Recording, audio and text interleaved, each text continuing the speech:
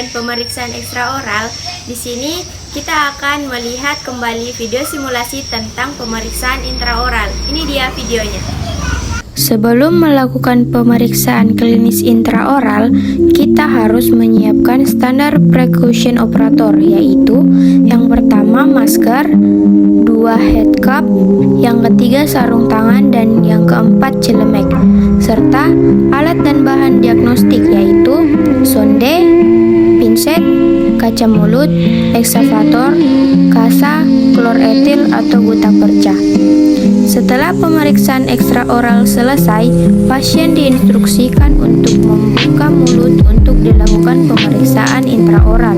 Pada pemeriksaan intraoral dapat dilakukan inspeksi dan palpasi untuk melihat pembengkakan atau ulser.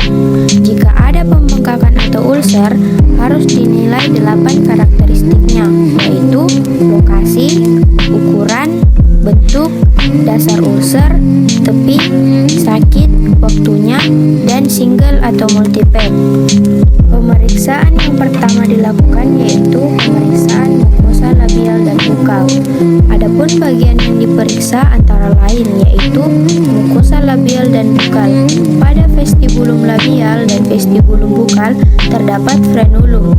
Frenulum dapat diperiksa dengan menarik bibir dan pipi keluar ke atas dan ke bawah. Pemeriksaan yang kedua yaitu pemeriksaan palatum durum atau keras. Daerah ini harus diperiksa akibat seringnya terkena panas dari makanan sehingga terjadi abrasi, dan untuk melihat kondisi torus palatinus apakah normal atau mengalami pembesaran. Pemeriksaan yang ketiga yaitu palatum mole atau lunak. Pada pemeriksaan ini, pasien diinstruksikan untuk mengucapkan "ah" sebanyak 3 kali. Terlihat palatum lunak bergetar atau bergerak atas dan bawah. Pemeriksaan berikutnya yang keempat yaitu orofarinks. Pemeriksaan orofarinks meliputi tenggorokan, lengkung palatina, dan tonsil. Pemeriksaan yang kelima yaitu pemeriksaan lidah. Pada pemeriksaan ini, perawat memegang lidah dengan kasa dan pasien diinstruksikan untuk menjulurkan lidahnya ke depan dan ke samping untuk melihat struktur papilla dan melihat apakah ada pembesaran atau perubahan warna. Contohnya, apabila warnanya pucat mengkilat, itu menandakan adanya anemia, dan jika warnanya merah tua dan terasa perih, itu menandakan adanya avitaminosis. Ada pemeriksaan keenam yaitu pemeriksaan dasar mulut. Pada pemeriksaan ini, pasien diinstruksikan untuk mengangkat lidah. Kemudian, perawat mempalpasi dasar lidah dan rasakan apakah ada tonjolan yang tidak biasa menggunakan jari telunjuk. Dan pada bagian luar dasar mulut dipalpasi menggunakan jari dengan tangan yang lain. Pada pemeriksaan ketujuh, ada pemeriksaan kelenjar saliva sublingual. Pemeriksaan ini dilakukan dengan bimanual palpasi. Gerakan jari dengan lembut dari posterior ke anterior sublingual fold dan ductus sublingualis. Pada pemeriksaan ke-8, terdapat pemeriksaan processus alveolaris. Pemeriksaan ini dilakukan di tulang yang mengelilingi akar gigi, harus dipalpasi apabila terdapat lesi dan eksositosis. Selanjutnya pada pemeriksaan ke-9 ada pemeriksaan gingiva. Pada pemeriksaan ini perawat mengamati warna, struktur, dan tekstur gingiva.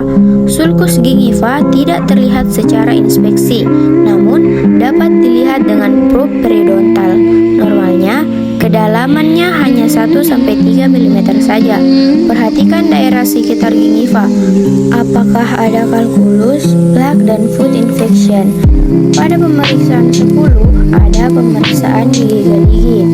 Pada pemeriksaan ini yang dapat dilakukan yaitu inspeksi untuk melihat adanya karies, kondisi restorasi, gigi tiruan, penilaian mobility, keadaan kalkulus, untuk melihat oral hygiene, jumlah gigi, serta malformasi gigi.